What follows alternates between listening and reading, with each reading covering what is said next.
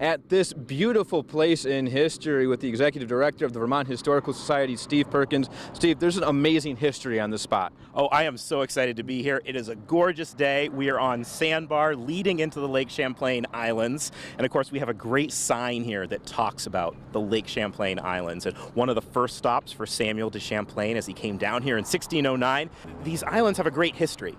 And we know them as South Hero, Grand Isle, North Hero, and you hear that name Hero. So how did it get those names of hero? Well, the islands were granted to heroes of the American Revolution, most specifically some heroes of the Green Mountain Boys. This place that we're standing right now, the Sandbar, has always interested me. I've driven across it as a kid. How is it built? Why is it here? I don't know enough. So we called the South Hero Historical Society and invited some friends over. So who do we have first? So we have Ron Phelps, who many generation resident here of South Hero, going back to before statehood, I think. Ron, how did this get started? What was this, and how did you guys build it? Well, originally this was just a sandbar that you couldn't pass through here in the wintertime or in the summer because it was just a natural sandbar. And the residents of the town got together and started building a road. What do you mean sandbar? It was just the sand that was sticking up out of the lake? In places, yeah, real shallow water. And the folks got together and they donated their time and started building rocks and making it passable for most of the year. They started on the other end of the sandbar called the Whittemore Road over there where the big brick house is on the east side. And they started building they call it a corduroy road, which was made out of logs. And they built a bridge, originally a wooden bridge. It was not passable year round because the water was so high.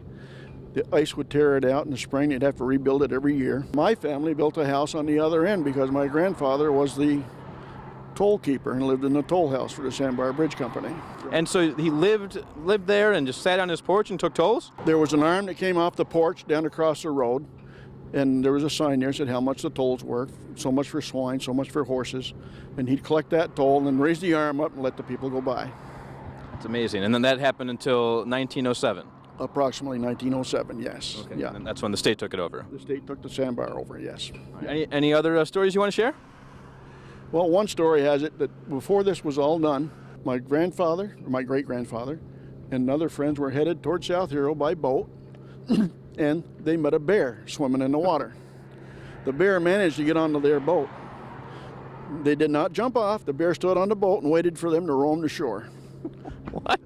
Is that a real story? That's a real story. That's amazing. Well, Ron, thank you so much. You're quite welcome, sir. Well, as you can see, there's a rich family history here, as there is everywhere in Vermont, and it's so exciting to drive across this causeway on a daily basis almost, but I look forward in the future to exploring the islands more. We'll do that and more at this place in history.